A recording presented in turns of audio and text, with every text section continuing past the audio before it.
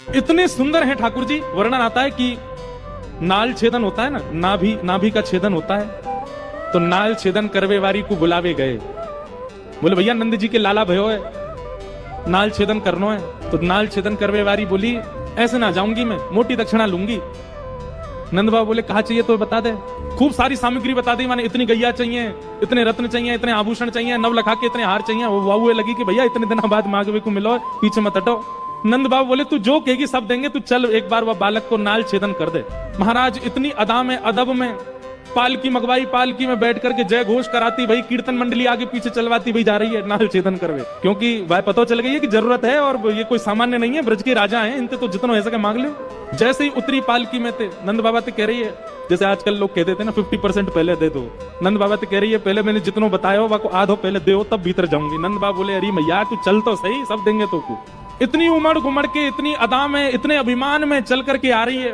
नंद भवन में जैसे ही प्रवेश किया, यशोदा मैया के गोद में नीलमणि लेटे हैं, अभी नाल छेदन भई नहीं है। जैसे ही भीतर पहुंची और जाकर के बोली लाओ कहां है बालक दिखाओ। मैया ने जैसे ही नेक वस्त्र हटा करके हटाया लाल जी के मुख से और वो नाल छेदन करवे वारी को जैसे ही प्रदान किया, महाराज ठाकुर जी को रूप देखते ही पहले तो नेत्र सजल है गए, हाथ कांपन लगे।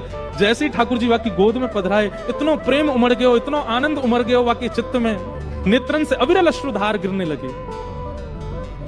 धीमे से नाल छेदन कियो और नाल छेदन करवे के बाद हृदय से लगा करके, या तो यशोदा जी को अवसर मिलो है या वह नाल छेदन वारी को अवसर मिलो है। हृदय से जैसे ही लाल जी लगाए और लाल जी लगा करके पुनः यशोदा जी को दिए।